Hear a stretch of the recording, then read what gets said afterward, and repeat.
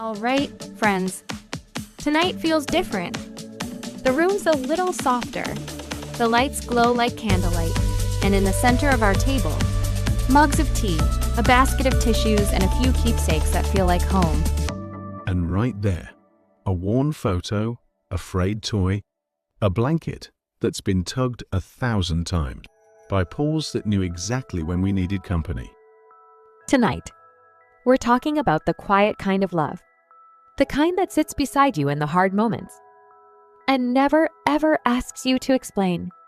I'll never forget the rainy afternoon I got that phone call.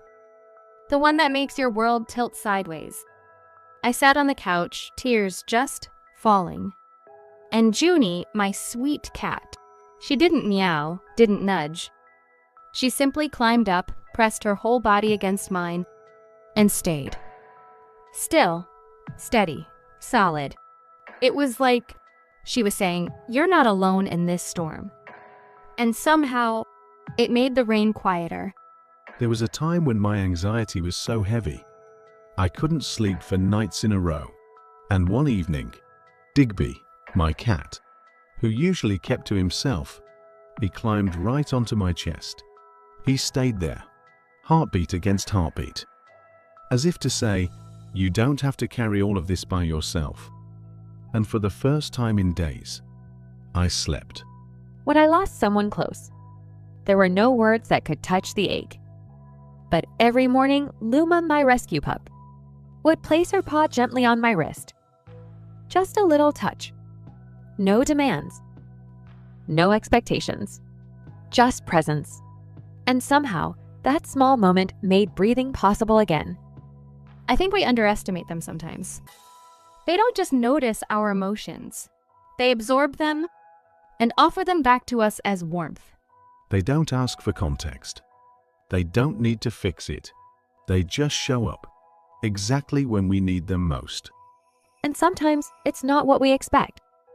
It's a blink, a sigh, a soft lean into your side. Quiet magic. Sometimes love isn't loud.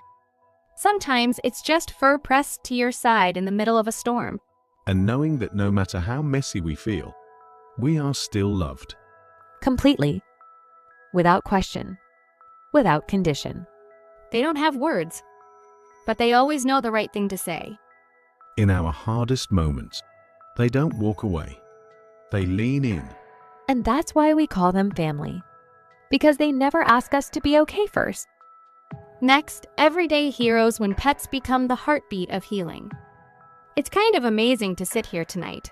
Candles flickering, a carved cat from Thailand on the table, a service dog vest from Canada close by.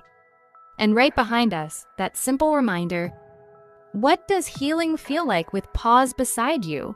I keep thinking about Hudson, this gentle Labrador I met in Ontario. He walked hospital halls like he owned them. Tiny vest, big heart. And somehow, just sitting there, he became everyone's second heartbeat. In Thailand, the temple cats don't just exist alongside people. They're part of the peace. I remember seeing 3 of them, curled in the middle of a meditation circle. No one moved them. No one disturbed them. They were like breathing prayers. Moving incense, anchoring breath without a sound. It's humbling when you realize they don't have to say a word to remind us to slow down. And it wasn't just hospitals. Hudson visited senior homes too, laying his head in tired laps, offering a kind of medicine no prescription could match.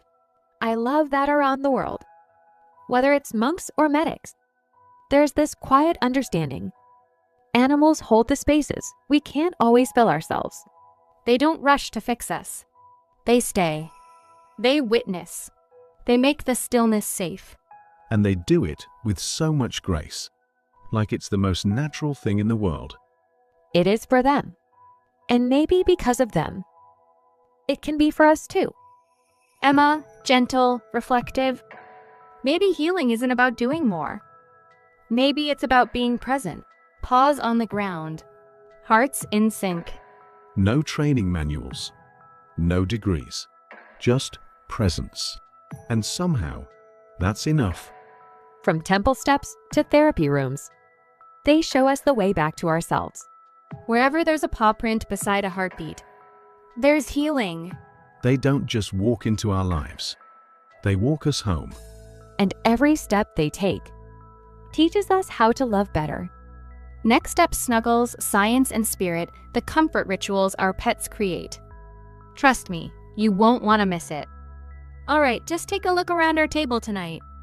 Plush blankets, paw print notepads, a lazy cat napping on the armchair. And the sign on the wall says it all. Snuggles welcome. Stress?